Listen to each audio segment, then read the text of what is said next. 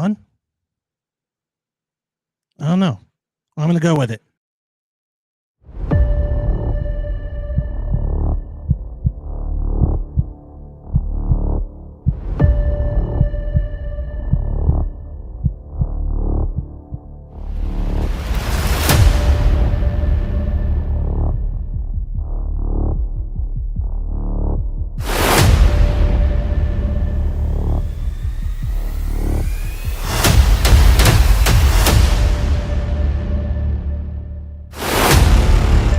Hey, what's up? It's me, Animal. Only on Animal Expedition Files. See you there.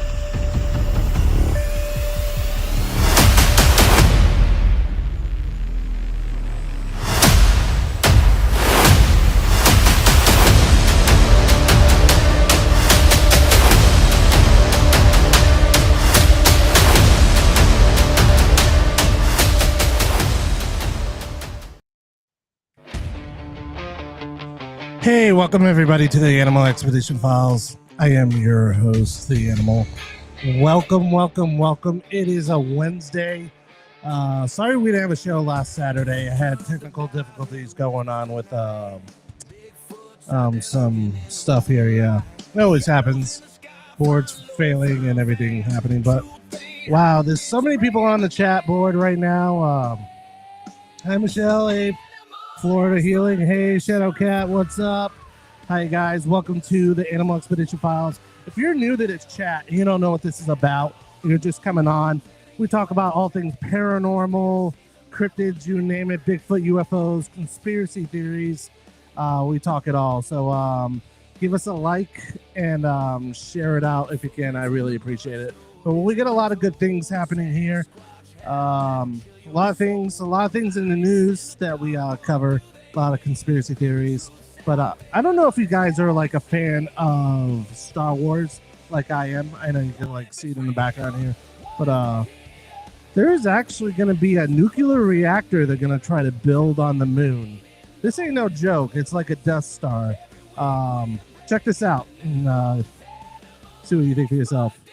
We begin with Vaughn Hilliard on this announcement to put a nuclear reactor where no nuclear reactor has gone before. What's going on here, Vaughn? Explain.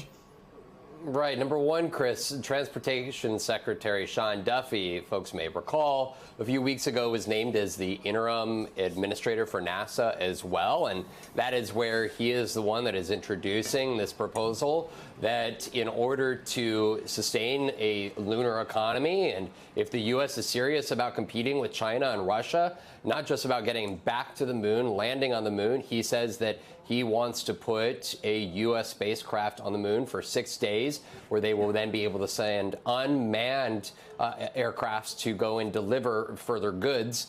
Particularly, they talked about solar energy also, for example, but also building a nuclear reactor. I want to let you listen to Sean Duffy lay this out and why the U.S. intends under this administration to move forward with it. If we're going to be able to sustain life on the moon to then go to Mars, this technology is critically important. And I would just note that we're behind, right? If we're going to engage in the race to the moon and the race to Mars, we have to get our act together. We have to marshal all of our resources, all of our focus on going to the moon, which is what we're going to do. Now, the secretary laid out that there are very specific places on the moon where they would have the capacity to build out this type of infrastructure, and that in order to do so, they need to beat Russia and China, and saying again that this administration intends to put the resources behind such efforts to advance this here in the years ahead, Chris.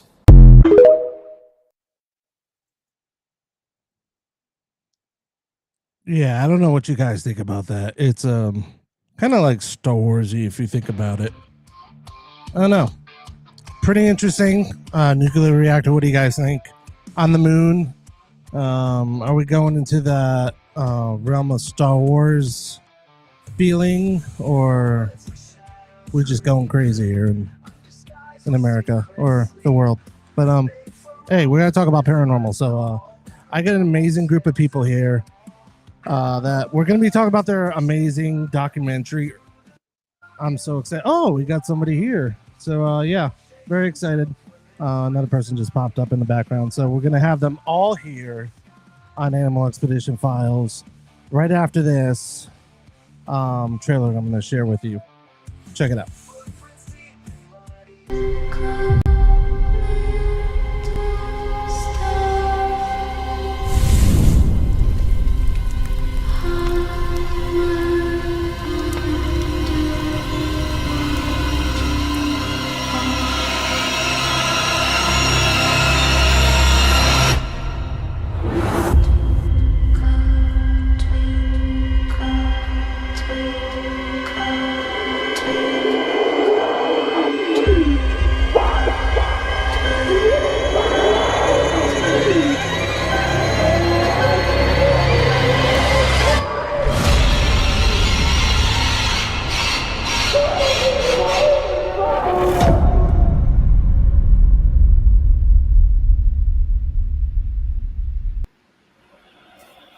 That was Evil Unearthed by Matt Benton, Helena Benton, and Joel Vitale. Welcome to the show, guys. How's it going?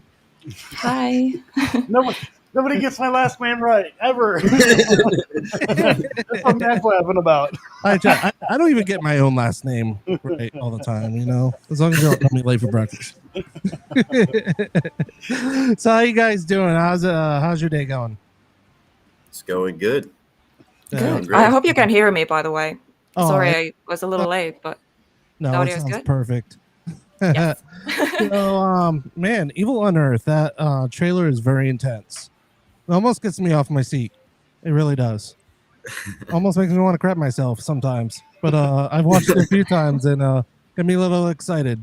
So take me a little bit with how you actually, let's go a little bit before that, because I know you guys released something before that Yes. really became really popular on Amazon and the documentary and a whole bunch of awards. So explain how you guys got into this process of documentary and then Evil Unearthed. The funny thing is, the first time we tried to film a documentary was at a place that was completely dead, so we didn't do it. Like, it was the Benton Farms. He wanted to film a documentary there, and I was there to go help him. And then later down the line, I saw a video of someone being like, "Oh, they're investigating the Conjuring house," and I was like, "I want to tell Joe this would be a perfect place." This is before it was like everyone was investigating it and everything. Right. Yeah. It's like before all that. It was like And- no one's really investigated it yet. I was like, "Oh, this would be awesome to do a documentary there." And then I was actually on the phone with somebody, and then I had somebody message me, "Hey, I'm investigating the Conjuring house." I'm like, That's I don't think he's got the right place because I haven't heard anything about it. I'm like, are you sure you got the right place? And then he name dropped one of the Johnson brothers, and I'm like, okay, I want to do something with this. And then Matt calls, and then he's like, guess what? As always, guess what? I hate guessing games. And then there was the Harrisville haunting. So it kind of sucks because by the time it finally released, now everyone's investigated it. So it's like, Yeah. but it still did well because no one was actually putting out the legitimate history of the location. Everyone was going with the whole Bathsheba Sherman thing and all that. So we were the first ones that really exposed the history of the place on a big production platform. Sorry, not big production. I should say a production, that a documentary or the episodes that are out there. At least what we have seen, we have not seen people really talking about the legitimate history when it comes to an episode or documentary on the Conjuring house. I almost said Monroe House. So this was so it was different in that aspect. So we got to tell the true story and also our personal experiences. That's awesome. Sorry, I'm just going through the chats here. Yeah. Oh man. But so through this like process of the documentary, like was there anybody like that got scratched or anything through that process or got hurt or literally got scared to death? Scared to death. Eric gets scared there. Eddie gets scared there. I get but scared. yeah, you can see in the trailer someone does get scratched. Yeah. And it's interesting. I'm not trying to give too much details because I want people to actually go watch it. But yeah, there is one person that does get scratched, Oh, wow. and it's pretty intriguing. Yeah. So There were some interesting things that happened when we weren't exactly well. I can go ahead and I can talk about this because it's not in the documentary, but I had actually brought a demonologist to the Oh. house, yeah, and everything was charged. Everything was plugged in. I unplugged everything, getting ready for the interview. So just unplug, hit record, go. Audio issues. All of the batteries on the cameras dead, except for two. Everything was plugged in, working fine. I have no explanation. And also the atmosphere of the house when he came in was very, very different. So there were things like behind the scenes stuff like that that happened. It's a weird place, man. It really is. Now, when you're going through these productions, like, what does it take to film a documentary? Like all the equipment you use, all the ghost equipment. so it's interesting because I don't know if you watched the film, but at the very beginning of the film, it was actually supposed to be a completely different documentary, and then all of a sudden started learning more about this specific house and what was being uncovered. I was like, this place deserves its own story. It does not deserve a like side location. You know what I mean? Because my first documentary was Man versus Paranormal, where I get stuck in 3 different buildings by myself for 3 days and investigated the paranormal. See, it was a psychological experiment, basically, of going through that. And when we captured some amazing stuff there, and then on top of that, got this other amazing stuff like finding ritualistic items in the crawl space and everything, something that you would only expect in the movies. The kind of thing I found in the crawl space. I was like, okay, this place. Then I started learning more about some of the rumors, the hit, like all these things coming in. I was like, okay, this place deserves its own story. And so, well, Joe and I both talked about it, and we're like, let's go back there and just do this time with our knowledge and our better equipment and everything. Go back there and do one big last investigation. Because when I first was filming Man vs. Paranormal, I wasn't as equipped that I am now. When it kind of came to having the right amount of equipment, the better equipment, like having a cinema camera and everything, and like so, things have changed a lot dramatically. So we were like, okay, we should go back. Actually, we went back twice because of the success of the first film. We were able to purchase the DJI Ronin 4D, which is like a $13,000 camera. So we went back to the Monroe house and got those pickup shots just to make it look a lot cleaner, a lot like more of a higher production value of a film. And so, I mean, what having with specifically with cameras, Matt does too. We love B-roll footage. We love filming B-roll because B-roll footage can tell you a lot. With just a visual perspective, it can tell you a lot. And you can take something as boring as like a doorknob and visually turn it into like a story, as long as you have an eye for it. And having better cameras and stuff like that, and going to the Monroe house, it was a breath of fresh air, because then you're like, I have this new camera, I have whatever, I can do this, and like it was refreshing. It felt like in such a way, because I filmed B-roll at the Monroe house a lot. So going back, it's one of those things where it's like, oh man, I love doing this, because it can get stale. Especially going to the same place, right? Filming the same thing, it can get stale. But having better tech, it helps breathe life back into that sort of thing. But like I said, that place is it's unique, and I'm only talking homes here. When it comes to locations that are houses, it is the weirdest place I have ever investigated. Yeah. I agree. Have you ever guys have like when you do these documentaries nothing ever happened when you're That's trying to what happened film? with our first location that Joe wanted to film at, which was the Benton Farms. We Yeah. didn't really get anything, and so we decided, okay, that documentary scrapped, and then it just Yeah. became his YouTube content basically. And I differ with my YouTube. Yeah. I only release episodes when I actually get a good amount of evidence. So I didn't even release anything on that location, but Joe was able to. So yeah, it basically just became YouTube content because nothing really happened. Yeah. So Which I had it's been. always a risk. I had been to the Benton farmhouse, and that place when I went was wild. Like I couldn't even believe it. I was like, "Holy crap!" I'm like, "We got to do something, on this place." And we go, and the only really weird thing that happened, there were some sounds, whatever, no big deal. But the weirdest thing was waking up the next morning. I go outside to have myself a smoke, and there's the police, fire department, ambulance outside there. And I'm like, the hell's going on? And I'm still trying to wake up. I'm trying to process everything. Yeah. And an officer walks up to me. He's like, somebody fell. And I'm like, we're the only two in here. And it was just weird. Yeah. Yeah. Wow. That's crazy. Now you guys were talking about you guys did a documentary at the Conjuring House. What was your most craziest experience there? Because I know when I went there, I think it was about a year ago.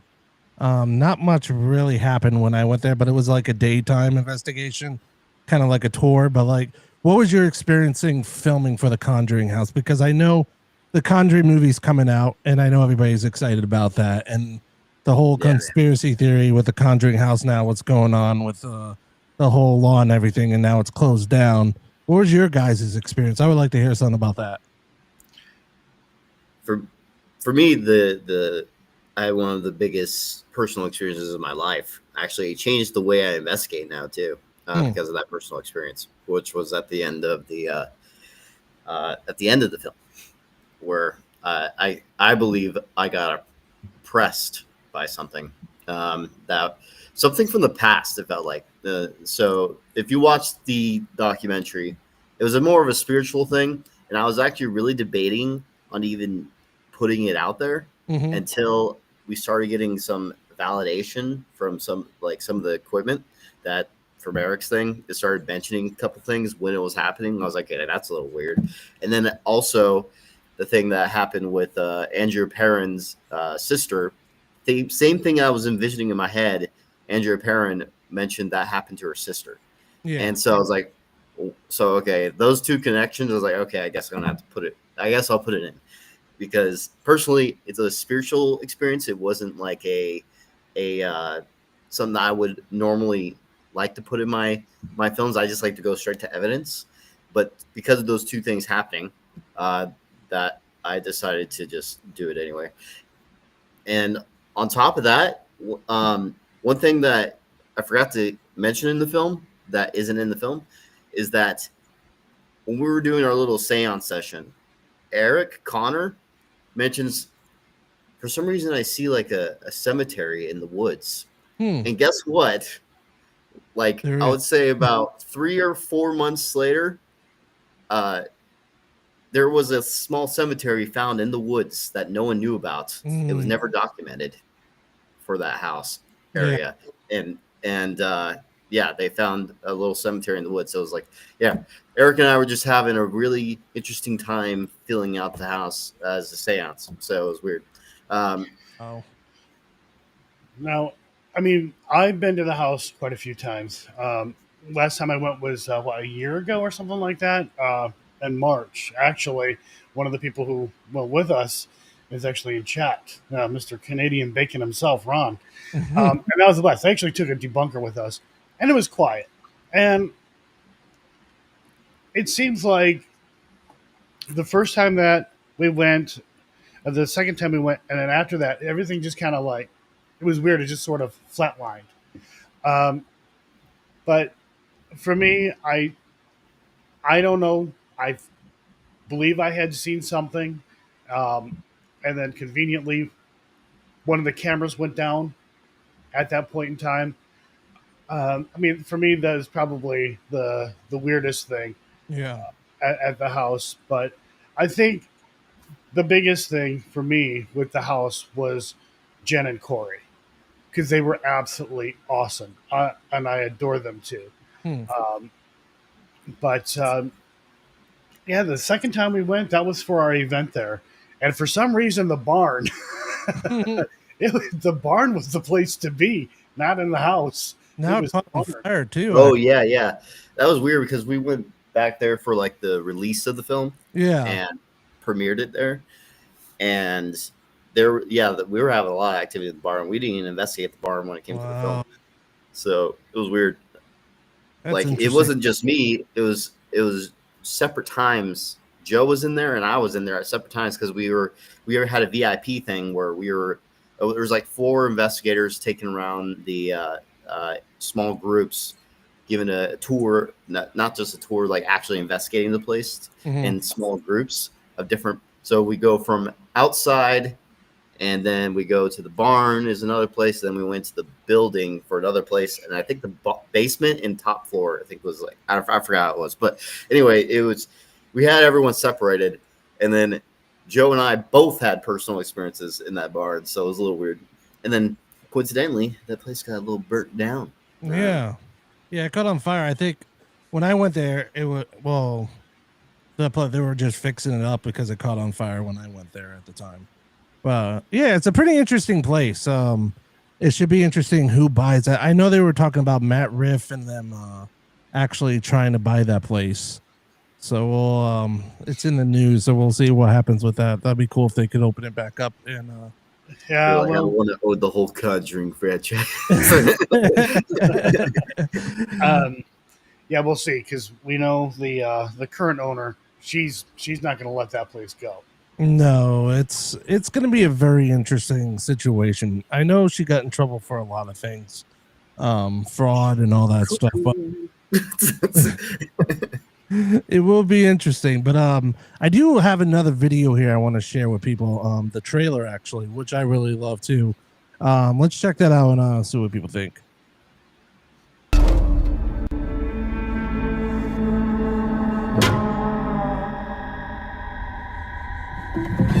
On this location, we have over a decade of evidence collecting on this house. And what we uncover is dark. Oh my God. Oh my God. Mysterious. Just record us going in. And something I don't think any of us expected. Oh wow. What? Nobody has ever got on video in 11 years. That is what I was told after the fact, that there were some bones that were confirmed to be human. This place is truly dark, nasty, and evil. Give us this day our daily bread, and forgive us our trespasses, as we forgive those who trespass against us. Oh my God.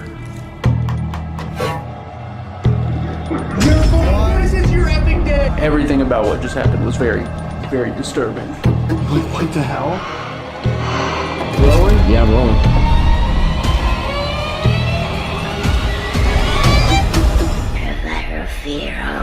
Oh my God, this is awful.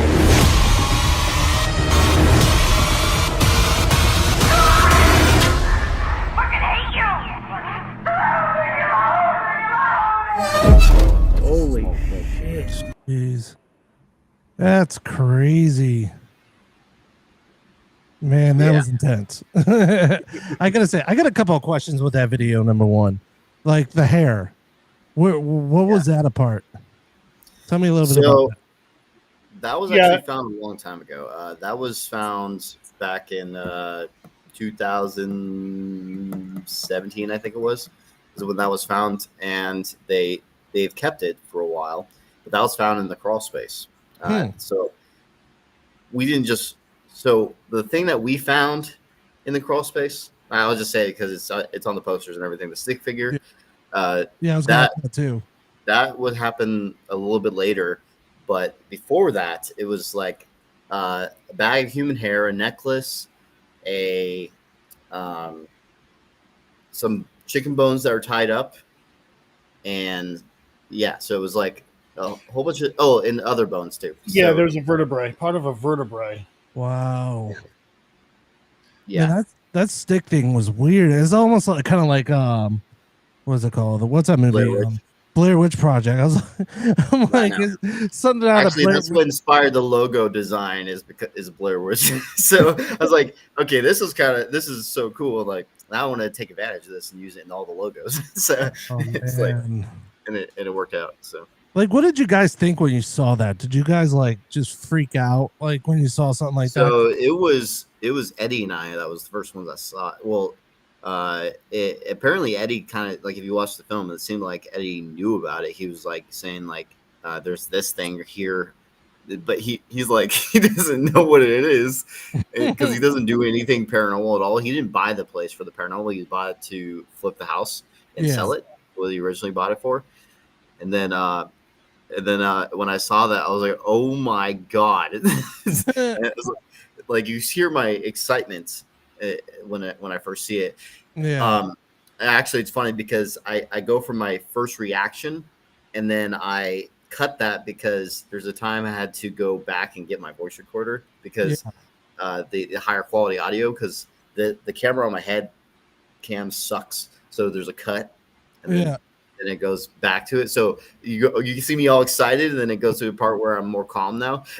So I don't know if anyone catches that, but that's basically what happened. I was like, I need to get better audio right now. So, but you can't really tell it's seamless in the film.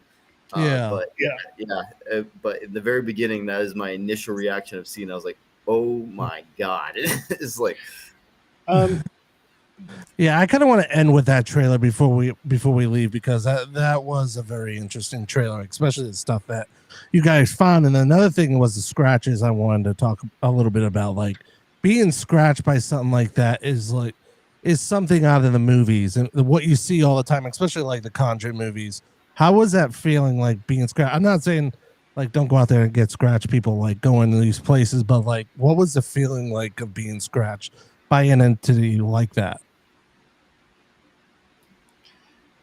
I wasn't the one scratched, but I'll let someone else speak because I feel like I'm speaking too much. Yeah, I didn't get scratched. I mean, I've been scratched at other places, but there, I don't know. Well, I have had some physical things happen there, but I don't remember if I've been scratched there or not. I probably have and just don't remember. I mean, I've been to so many freaking places. It's hard to keep up with whatever I experience. But we'll just say for the person who got scratched in the documentary, wasn't their first time. Wow. And just to kind of give a little push there for people to watch, there was something that happened to her that was quite profound years before we filmed the documentary. Yep. Wow. You hear it in the audio. I spliced it in a little bit with the teaser. Yeah. Just to make it creepier. Those voices that was pretty creepy too. Yeah, that's actually of someone. The actual audio of possession. So of a possession. Yeah. How was that experience? It was cool for me. Well, you weren't the one that was possessed, though. Yeah. So I actually got the phone call when the possession was happening. Oh, while it was happening. Yeah. So Michael called me, and it's in the beginning of the film. Just the first 2 minutes of the film will grab your attention. Actually, it's funny because I actually like the intro of the film more than some of the main trailer. So it's really grabs your attention. I feel like. But basically, it starts out with that phone call. You just have to watch the film to see. But yeah, that. So what we had going for us is that I had the stick figure footage, I had new information about the person that did the rituals. And on top of that, we actually were the first ones to release the legitimate history of the house, at least that we know of, on a production, instead of like a whole bunch of rumors and hearsays and all that. We got the actual articles and the actual death certificates for everything. Yeah, So there's a lot of rumors about the house, and doing research, it was pretty easy to basically debunk all of those rumors, and pretty much everything rumors about it are not true. There's there are things that happen in the house, but the majority of it was just local legend or hearsay. That's one thing I was going to ask. It's funny that you talk about debunking, because like when you're looking over the footage, do you guys do a lot of debunking over what happened and what didn't happen? Or like is that like a hard decision to make, especially when you're making a documentary? Oh yeah. Yeah, sometimes it can be a hard decision for a number of reasons. Maybe something audible was captured, except you can barely make it out, and it's like I only put in things that are pretty easily maked out. And on top of that, we had something, because we had Eric with us. He does things in a way that Joe and I don't really like to do when it comes to bad audio and stuff like that. Yeah. He does his voice recorder stuff. But he also had the DR60, and I'm not a fan of the DR60. Joe's not a fan of the DR60. There was one thing that was caught that was pretty clear, but I decided not to put it in anyway because the DR60. So, so I was like, okay, I don't trust it, so I'm gonna throw it out. So when in doubt, throw it out. Yeah. And so that's basically what we did. And then, so we kept everything else that we thought was important. Oh, and there's some stuff that didn't make the film, like the demonologist, because the runtime was just getting too long. So we're like, that would be more runtime that we just didn't have time for. So Yeah, there was a lot you had to cut out of the. Yeah. This is film. 7 years of documentation, by the way. So this is from 2017 when I first started, and then all the way to I kept going back over and over again, and 2023 is when we finally decided to make this into like its own film. A little bit before that, but it was like when we were there, that was our final like 3 nights there when it came to investigating, at least mainly. And we were like, okay, that's going to be our final 3 nights to just wrap up this film, try and get as much answers as we can. And you know what's interesting?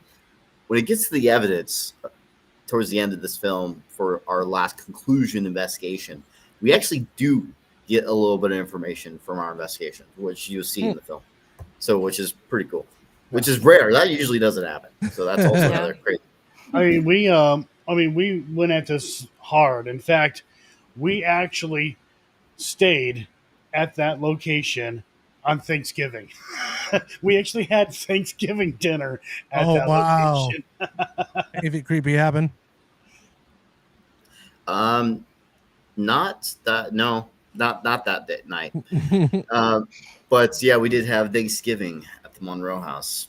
Just goes to show how much that we like the paranormal, because we literally, instead of being with our families, we decided to stay at the Monroe House. Like, screw the family, I'm going to a haunted house. It was just because of the Marine Corps. I'm in the Marine Corps, and it was the only time I could get leave was during Thanksgiving. And so I was like, gosh, that's the only thing I could do. Yeah. So we only did one night. I did go see family the day after, but I was like, okay, we need to go back there for reshoots with our new camera.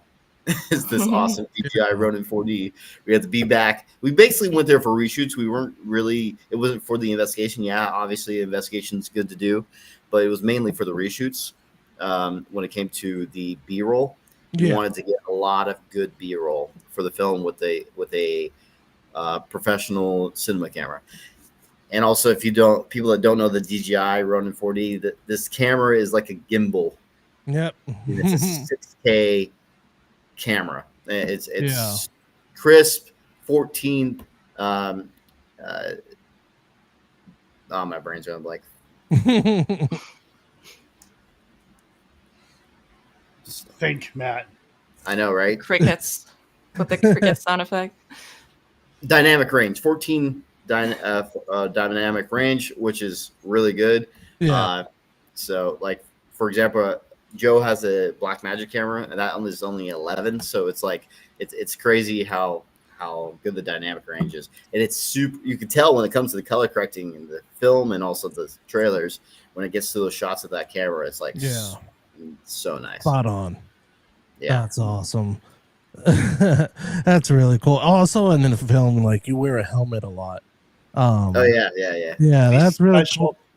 I love that helmet. That's really cool because, like, speaking about being in the service, because you are in the service, you wear a helmet in the service. Also, is it because of a trademark? You do the same thing. No, actually, it's funny. I created that. I've always been into the military, and I tried to join the military when I was 23, the Marine Corps, but they didn't accept me for my tattoos. I had this tattoo, and I had this one and this one at the time. So they didn't accept me for it. And so then years went by, and then 2021, I got a phone call from the Marine recruiter. Oh, yeah, we changed the tattoo regulations. Are you still wanting to join? And I said, yes, I'll join. And then now I've been in the Marine Corps for 4 years almost. Wow. I'm about to get out in December. But guess what? You know what's crazy is that I released the Hair Show Haunting with Joe's help too, because I was in the middle of my schoolhouse when we finally got our first distributor. I was in the middle of my schoolhouse, which we don't have internet in that schoolhouse. We had to go every weekend. I had to go like somewhere just to send stuff. Yeah. Because at the weekend was the only time we got a little bit of free time. And so I went to this one place on base that had Wi-Fi, and then I would just keep going to work and sending stuff to Joe, and then he would take care of the other stuff. And so he would take care of all the big like files, like the film itself and everything, and I'll take care of all the small files that I can just send easily. And so it was like a whole thing. And so we literally distributed and got the first film out at the very beginning of my Marine Corps career. And then at the very middle to the end of my Marine Corps career, I edited and distributed another film. So it's like, it's, and then Joe helped out a little bit too for that on that aspect also, because instead of sending now I'm deployed, and that's when we just finally got a distributor, and then I had to get it rendered. And instead of sending a huge, because they want, so ProRes 42 HQ is what they want, and which is a huge file. So it's like, if you want a 4K version of that, that's almost a terabyte. It's like 800 something gigabytes. And then if you want the 1080p one, it's like 206 gigabytes or something like that. So it's like, instead of sending that online, which I will, there's a chance of the internet going down or something like that. I'm like, that's not worth it. So I'm going to have him render it. So I had him render it, the final, because we had to add to the very beginning the name of the distributor that we had. That's why we did that. We had to render something. So we added the distributor name, and then it was sent out. So what you see on Amazon right now is the version. But what we did notice, though, Amazon seems to kind of compress things a little bit, because the quality is not the same as what we rendered. So that's pretty cool. I love tech. What's your favorite piece of tech, also, other than cameras and stuff like sound gear and all that stuff? I see a cat. She wants attention. You know, I don't know actually, because my favorite gear is cameras and audio. So it's like for when it comes to investigating. Are you specifically talking about investigating, right? Yeah, that and like just tech like that. Okay, EDI Plus. I like the EDI Plus and the Dark Magic. The Dark Matter meter. The Dark Matter meter is actually extremely rare, and I just got it recently. Wow! At the end of last year is when I got it. So it was those devices are data loggers, so it collects the data, and so I prefer data collectors, because it's something that you can maybe find a reoccurrence and maybe fluctuations of maybe when you capture something. That's what we're trying to do, but it's hard to capture that. So if you want some kind of data while you're maybe getting EVP or something moving or something like that, and then you get a weird spike on the barometric pressure or the EMF at the same time, It's weird. So just you have to collect over time that kind of information, which is tough to do anyway because all that stuff is rare. So do you question about like your films and stuff? Do you ever get like, because I know someone was talking about skeptics. Do you guys ever get like skeptics that come and message you after when you guys do a documentary and ask you a whole bunch of questions? the Harrisville haunting, I got someone asked me for the raw footage of the rocking chair, and I was like, "Oh yeah, sure." That's something And- we're willing to do too. I mean, like Yeah. we like, dude, here it is. Like, if you can, like, have at it, because we have nothing to hide. Yep. And so we were at the with the rocking chair footage and the Harrisville haunting was debunked. So we got someone, a third party, to help us do that. So it was pretty cool. That's crazy. That's Yeah. But I mean, we're skeptical ourselves too, yeah. and we're always trying to figure out, what happened if we can. I mean, we're not going to figure it out all the time. Maybe somebody else can. Maybe somebody else can think of something different than us at the time. And also, too, we can't, spend a ton of time trying to debunk something because we have a location for a limited amount of time. So, do our best, and then if we can't figure it out, we got to move on, and maybe we'll see what happened on camera, or somebody else will point something out to us. Yeah. Another thing is like Helena and I, that was the first time we met, was over at the Monroe House. Oh wow. Oh the Yeah, it was actually while we were there filming the documentary. that's really cool. Yeah. Yeah, that's how we met. That's awesome. Yeah, I've been seeing you guys do a lot of stuff together. It's really amazing seeing what you guys are doing, especially these documentaries, because there's so many shows out there, so many documentaries, and this one it just feels different, than it seems like it separates from the others because just the creep factor of it and the realism of it, because a lot of I don't before people beat me up and stuff before I say something, but like the realism of this documentary, it just feels special. You know what I mean? Thank And you. That's what I love Feels about different than what's on YouTube, is what you're trying to say.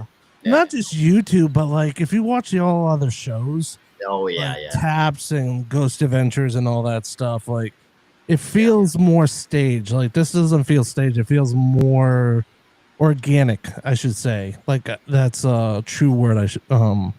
Organic, because it just feels that way, as especially the paranormal. We need more of that in the paranormal world because there's so much crap that you don't know what's real, what's fake, and now we got AI and all this crap, and who knows what's real, creating ghosts and all that stuff. I think what helps is how disorganized we are. Yeah, we know what we're doing, and then we don't know what we're doing, but we act like we know what we're doing. No, it just, whatever happens.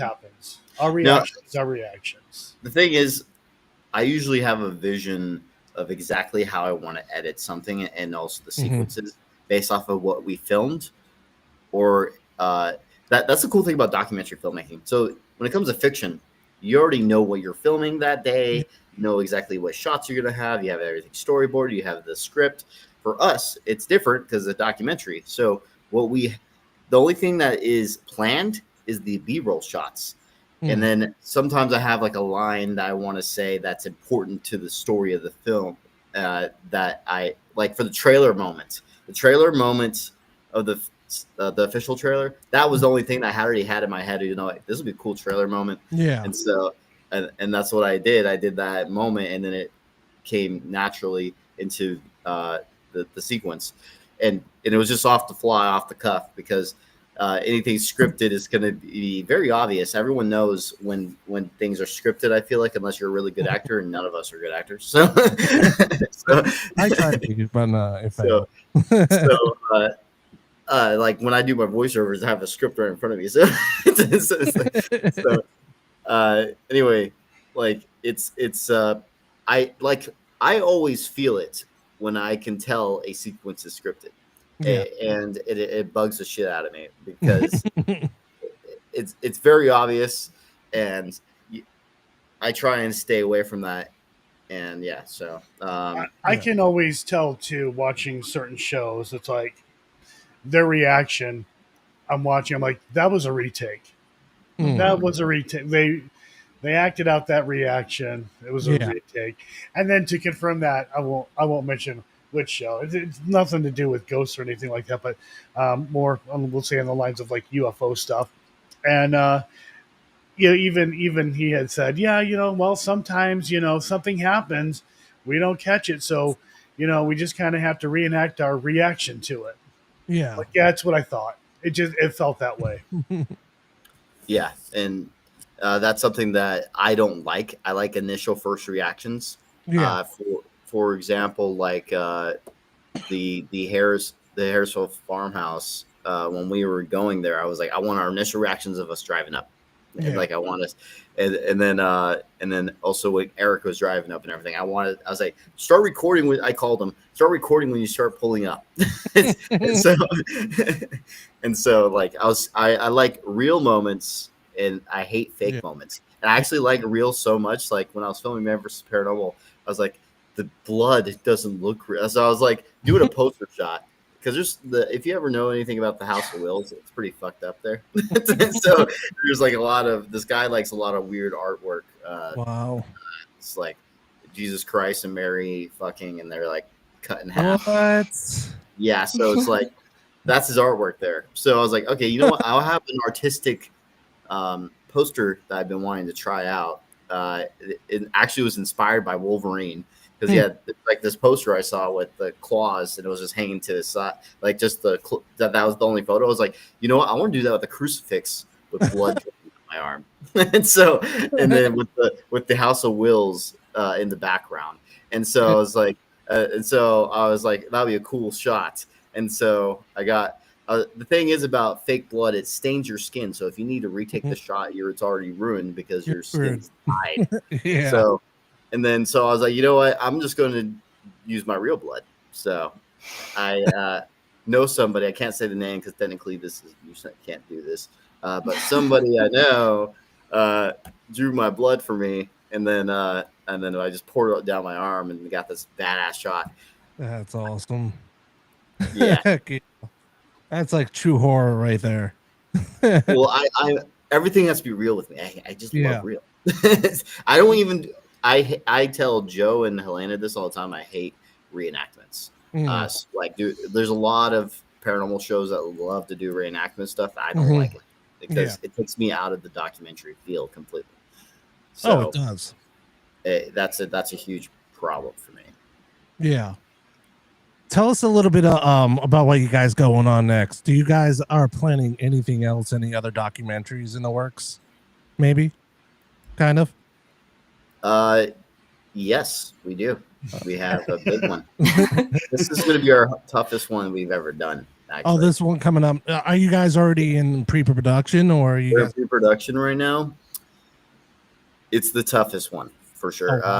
Because I can't really go into details, but it's a lot involved. It's not anything that's to this level. To this level, it's not been done. So you'll see when you watch it. It's gonna be expensive, and it's gonna be very important of the people we choose. And you might see some casting calls or something like that on Facebook or whatever for paranormal groups out there. So we'll see. Well, you ever need a paranormal diver? Yeah. Yeah. And there may or may not be something before that. Yeah. We'll see. Yeah. We're just, Yeah. Awesome. So, yeah, I'm not going to say anything. Because we're not, we're just, everything is, on the down low. On the down low. Yeah, we have plans. That's awesome. And, like, this is what we want to do as our main job. So, we're trying to get that into fruition probably after five or six films are made. We could probably do that. So and I think 5. I think we can do it with 5, and then that can be our job. So that's the goal. The problem is not yeah. giving anything away, is we want to do something different with each documentary, and it's like, well, how are we going to one up this? Okay, so we were able to one up this one. How are we going to one up this one? This next one? Okay, we know what we want to do to one up. That'll work, but then how the hell are we going to top this one? Because it's so one? crazy. How can we do this one? Yeah. It's gonna be tough to top the third one. The third one is gonna be tough to top.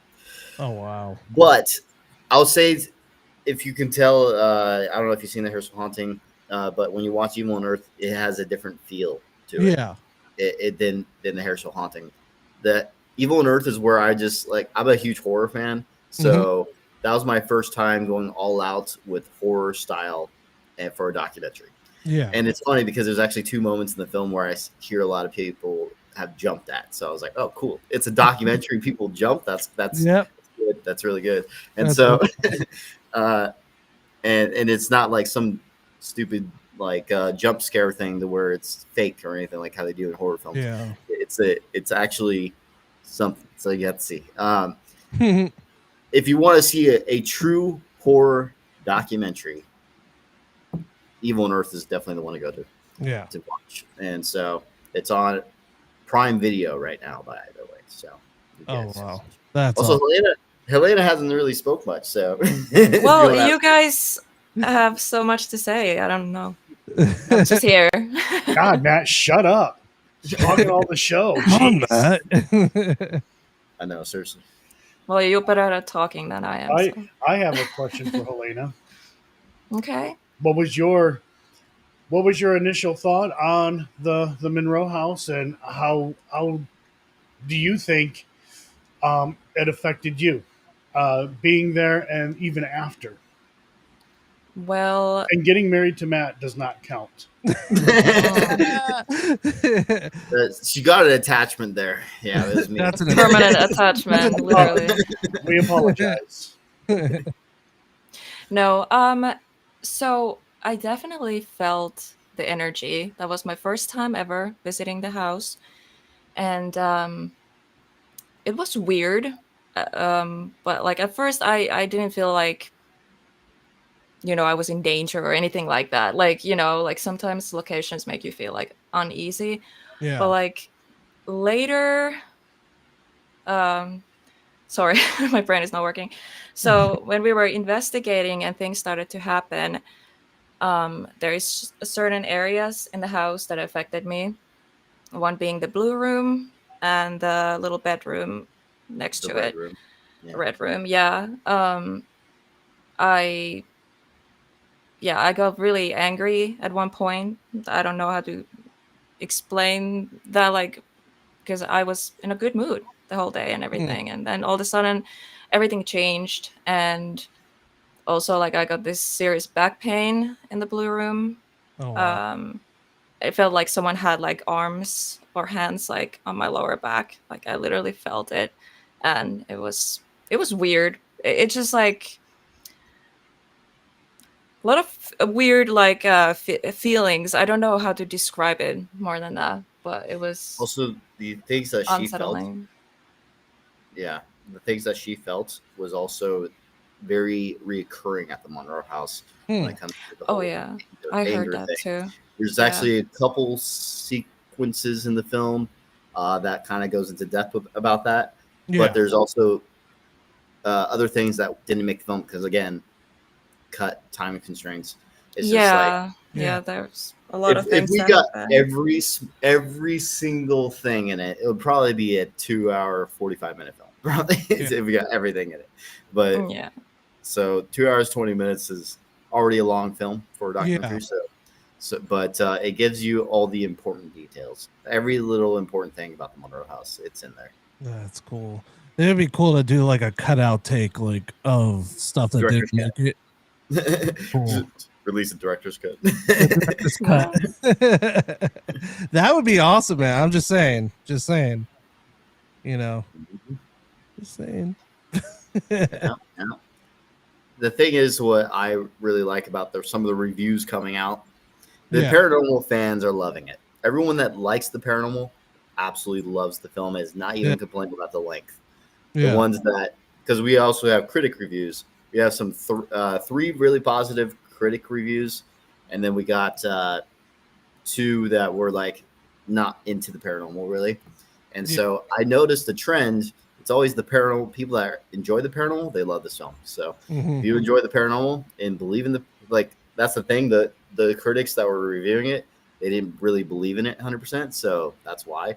But if you believe in the paranormal, by the way, we have all of our footage available for anyone that wants to view this footage. We can send it to them, but we'll wait a little bit until the film's been out for a little bit, just because we don't want someone like leaking it on YouTube, like, oh, this is the investigation. We need people to watch the film first. So, but a little bit later, after the film's been out for a little bit, we will be able to give all the raw footage and everything, and everyone can go. Anyone could peer review it. Yeah. And on top of that, I edited this entire film live for my YouTube members, the entire film. And we also reviewed all the footage live. Yep. Yeah.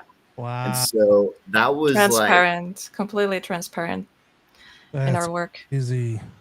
150 episodes is how many live streams I did of just editing that film. Probably around 400 hours of editing. Awesome. It was insane. Wow. That's awesome. Do you guys have any events that you guys are going to be going to pretty soon to promote your new documentary? Next year I'm getting out of the Marine Corps, and so now I'm going to be able to go to a lot of events, and we're going to improve our booths and everything. Yeah. It's going to be a lot. It's going to be very focused in the paranormal next year, and I'm happy. I'm excited because I get my freedom back. Because that's awesome. It's hard. It's hard making a movie. Yep. And it's also hard to do as many investigations as you want when you're in the Marine Corps. Yeah. Active duty, not reserves or anything. Active duty, because they take away pretty much all your freedom, except for like sometimes you can get leave days. And I would use those leave days just to go back to the Monroe house to get those pickup shots or whatever. Yeah. And then it's ridiculous. Man, well, you're almost there. Like, definitely would like to do more events and stuff like that. And, Matt was talking about, improving on our booth.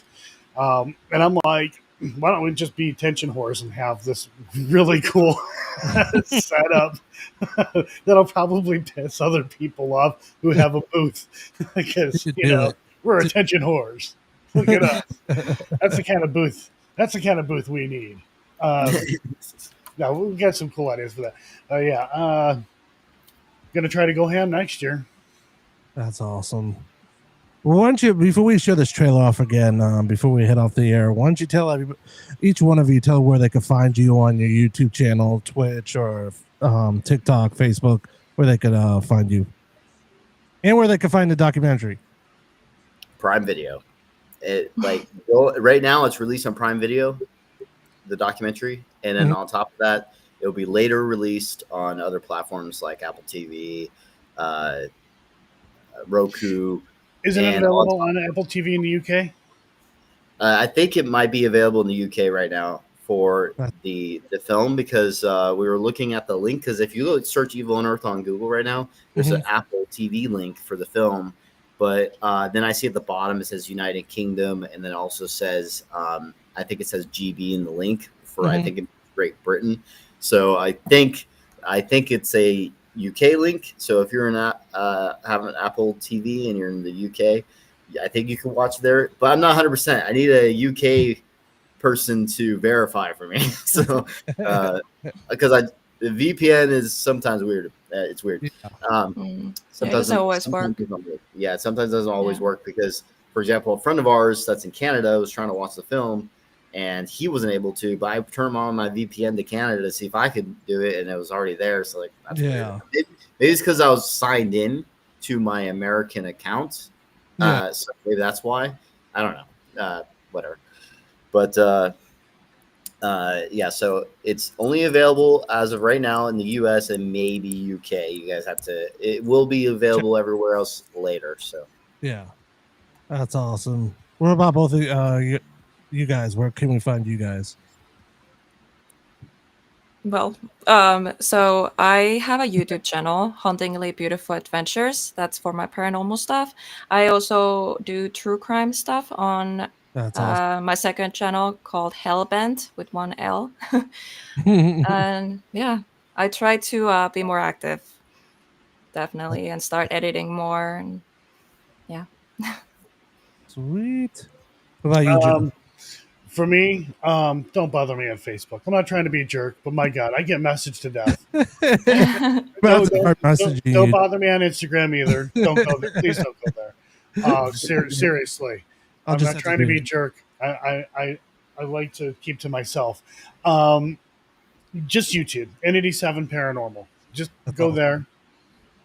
Other than that, yeah, leave me alone. No, I'm not trying to sound like a jerk. Oh no. Okay, so all right, go ahead, Matt.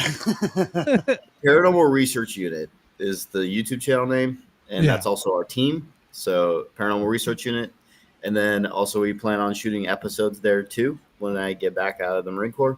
So it'll be episodes and documentaries that we're trying to do, and then on top of that, we got I just not created, but I'm starting to use X now a bit more, so you guys it's just Matt Benton. And then on top of that, my other than YouTube, my second favorite is Instagram, because I love photos, I love photography, so I use that a lot. It sucks that Instagram has changed and it's like wanting reels more than photos now. Yeah, I hate that too.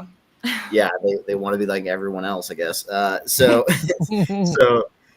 now, but so Real Matt Benton is my main one, and then we also have Paranormal Research Unit and Devil's Eye Productions. I mostly post on the Real Matt Benton one because it has everything on one place, because it's my personal stuff and also the paranormal. So I post there a little bit more often. So I also have Instagrams, by the way. I didn't know we're promoting those, but yeah. I also get a little bit behind the scenes. Oh, I forgot. I just created a new channel, and it's called Just Matt Benton. And so that's my newest channel. I'm going to be posting non-related paranormal stuff there. So my other passions like guns and other stuff like that. Awesome. And outdoor stuff. And it's going to go there. And also behind the scenes of like vlogs of our work of making documentaries probably be in there, or other things. So. Sweet. That's awesome, guys. Thank you so much for coming on the show. It was a really special night, especially with your documentary. Congratulations, guys, for Evil on Earth. It's gonna explode. I have a good feeling about it, especially if you guys keep going and stuff. It's gonna be really good, a really good journey for you guys. So I really applaud you guys for what you guys are doing. Keep it going, keep it organic, and keep it fun and creepy as hell. One other thing, can you please review the film when you're done watching it? Whoever watches it right now, please put a review on Prime Video and also IMDb. It will be on Rotten Tomatoes later. Yeah, it will be on Rotten Tomatoes later too. So that's awesome. Well, we're gonna actually show the trailer again one more time before we go, and once we end the show, I will see you guys in the back room. And everybody, I hope you guys have a good night. This was an amazing night getting to talk with them. Check out Evil on Earth. Here's a trailer for it. Check it out.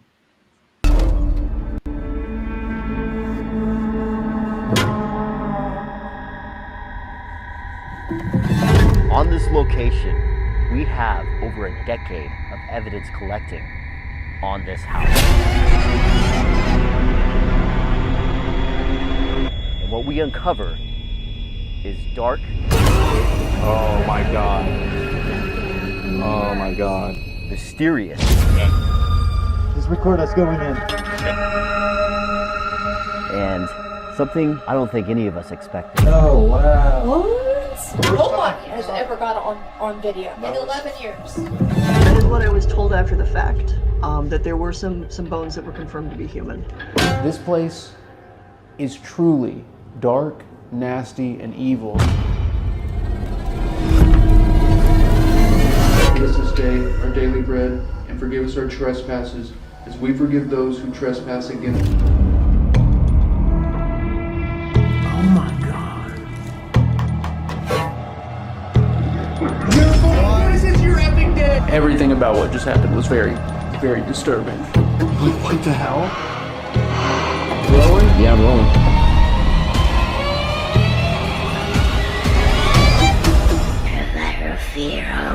Oh my God, this is awful.